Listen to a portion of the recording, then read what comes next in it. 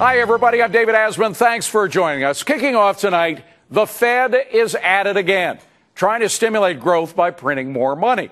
Now, here was the key phrase from Ben Bernanke speaking today.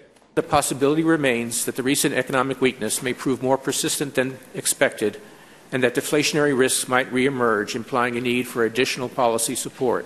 Additional policy support. That usually means printing money. Just that suggestion that the Fed could be printing more money immediately sent the market surging. It did come back later in the day, but cheap money may be lousy for the dollar and ultimately for the economy, but the stock market loves it when the Fed prints more money. In fact, cheap money and corporate profits are the two things that almost always make stock prices jump. But ultimately, those two goals conflict when printing money leads to so much inflation that folks stop buying things and corporate profits drop. And that could lead to another recession, which is bad for both Wall Street and Main Street. So could we be heading down that road? Let's ask the co-founder and CEO of Sageworks, Brian Hamilton, just so that the folks out there know you're not only the smartest guy in the room, but you also get most reliable information I've ever seen put together by any corporation or group that does this sort of thing. How do you get that information? It's on private companies, and we collect it through our database. And remember, there's 27 million of these companies out there. There's only 5,000 publicly traded firms. So they're an incredibly important part of our economy. They're the most important, Absolutely. Particularly coming out of a recession Right. Yep. when you need all that new blood. 80% of new jobs and 70% of GDP. So whatever we do on a public policy level, we've got to make sure we're not shooting at those guys because they create everything. Now, it seems to me, and again, a lot of this is just anecdotal evidence, but that our economy is right now sitting kind of teetering on the top of a pyramid, that we could really fall off at any moment. Is that a correct perception? I think so. Look at what the government has done. Basically, I think they've done a good job keeping interest rates low. The government stimulus was passed. It has not had an effect on jobs as a fact, not yet anyway.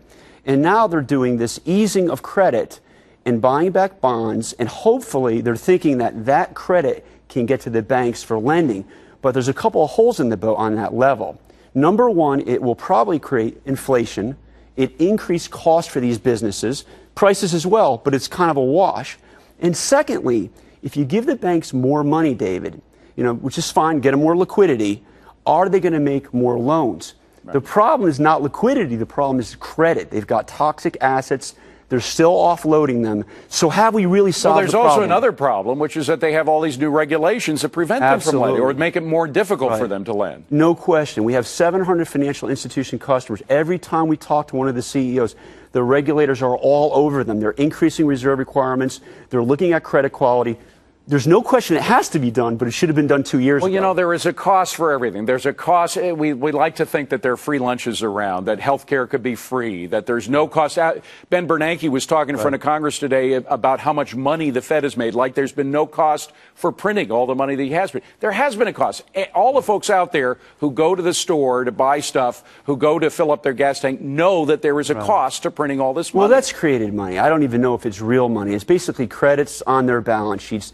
They're gathering assets. Eventually, if they've got to pull that back in and sell, their balance sheets are going to be, possibly hurting the recovery. But the cost to all that printing of money is inflation. Maybe it's not inflation that they notice, but it's inflation that we notice that we have to pay for. And the more we have to pay for that inflation, the less money we have to go out and buy things that would help corporate profits. Yeah, no question. It's a wash, basically. And remember, we always have to go back to the people creating jobs. What is the biggest economic challenge of this country? Nobody debates it. It's jobs. So if you're increasing costs to small businesses, maybe their prices will go up a little bit, but you're hurting their ability to hire people. And what do they tell you the reason that they're not hiring more employees is? Leave us alone. The old don't tread on me thing, right? They want to be left alone. Remember, they operate under very risky conditions that most of us would not tolerate. They already have a lot of things that are beyond their control. So when we introduce legislation, or worse, we don't know what the legislation is going to be, it makes them reluctant to hire people. By the way, we just had news tonight that Moody's is placing a possible downgrading on our bonds and U.S. government bonds. Is that something that concerns the small businesses, or are they more worried about the dollars and cents kind of stuff that they deal with every day? Well, every business in this country, we've got 27 million of them, operate under an umbrella of us. So if we're out borrowing $14 trillion of debt, it's something I'm thinking about when I'm hiring people. I'm not saying it's a major driver, but it's definitely something people are going to think about.